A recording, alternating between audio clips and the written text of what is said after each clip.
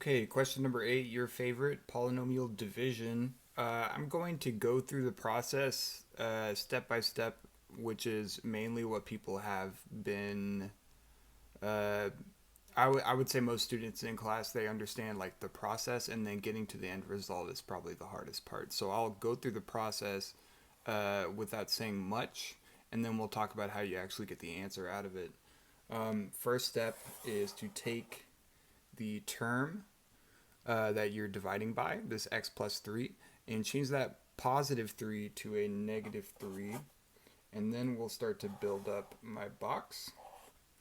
Okay, next thing I'm going to do is take all the coefficients from my first polynomial and write them in order, in descending order from x cubed to x squared, from x, and then to 1.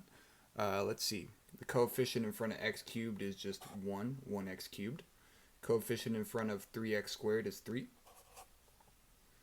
Coefficient in front of this x term is negative 6. And the coefficient in front of 1 here is negative 18. And then we'll build up my box a little further, and then we're going to draw our box where the remainder will go once we've done all the algorithm manipulation here. First step is always to bring down the first term. That 1 comes straight down. Then you're going to take that 1 times negative 3 and put that result right here. 1 times negative 3 is negative 3. Then we're going to add from top to bottom. 3 plus negative 3 is 0. Take that 0 times negative 3, you get 0. Negative 6 plus 0 is just negative 6. Okay, then we take this negative 6 times negative 3 and we get positive 18. If we add these two straight down, we get a 0 here, which means that our remainder is 0. Okay, which is good because that means that this is a factor of this polynomial here.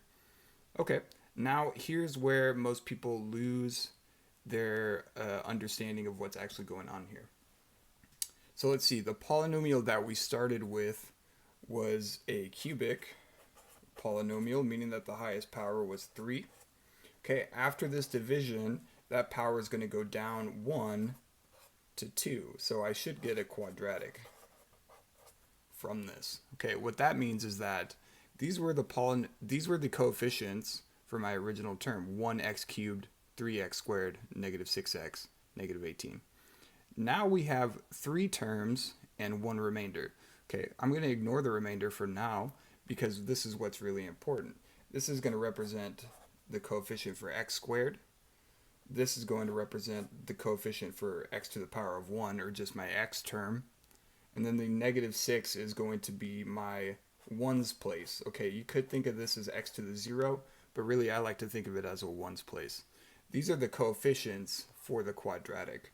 So it will be 1x squared plus 0x minus 6. Okay, after we just simplify a little bit, we see that the answer is going to be x squared minus 6 with no remainder.